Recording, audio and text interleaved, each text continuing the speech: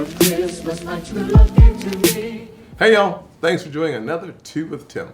We're going to talk this episode, year in review of course, about the importance of connection issues.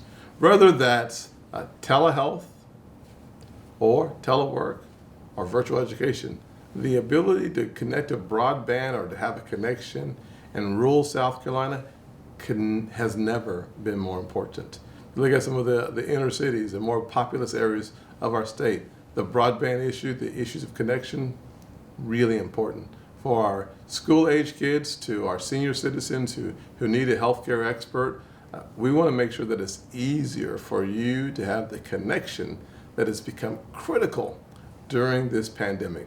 One of the silver linings has been more resources dedicated to the broadband issue, the issue of connection, than we've seen in the past. I have with me today one of my experts here, the expert on broadband issues, Alex. Hello, Alex. Hi, sir. How are you? I'm doing really well. Thank you for joining us. Thank you for having me. Now, for those of you who are not familiar with Alex, you will be soon. She's a rock star. She's going places.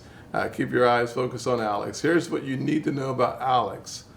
She's from the metropolitan area of Walhalla, small town. Very small town. I can only imagine the issue of connection in smaller towns throughout South Carolina is now more important than ever.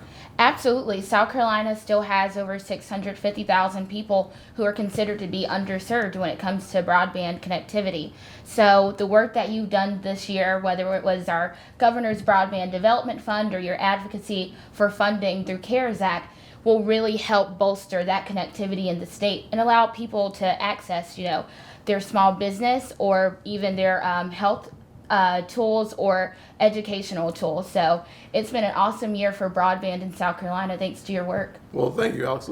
I hate to correct you since this is your first time on the Two with Tim. You make so few mistakes. I just want to correct you if you don't mind. Okay. It's not my work. It's been our effort. No person can do it by themselves. I am truly blessed with experts in different fields. You are one of the experts that's getting this done. So let me just say thank you so much for being someone that I can rely on, someone that I can trust, someone who I have confidence in, and someone who is serving the state she loves, she was born in, and you've been a dynamic part of this team. And while I don't mind taking a lot of credit, I just don't deserve it this time. So thank you so much for all the work that you've done. And will you just talk for 30 seconds or less on the governor's program that we've been a part of, as well as maybe some of the resources that have been recently announced that will help connection issues throughout the rural parts of our great state? Absolutely. So the Governor's Broadband Development Fund will actually deploy $75 million to each state, but over $170 million to South Carolina specifically. It also has a 25% opportunity zone requirement. So areas that normally would not be able to build out that infrastructure will now be able to, after it passes, have the access to actually build that infrastructure out.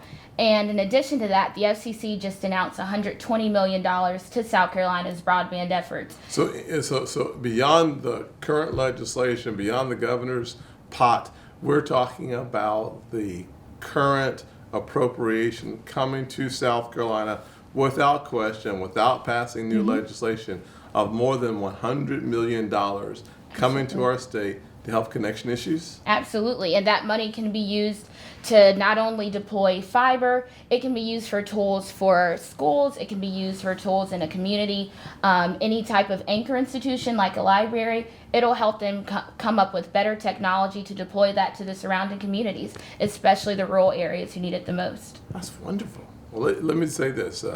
Thank you to my home state, and look forward to seeing you all soon in Walhalla and all of South Carolina. As this vaccine rolls out, we're rolling out too. We'll be seeing you around the state as we start traveling again.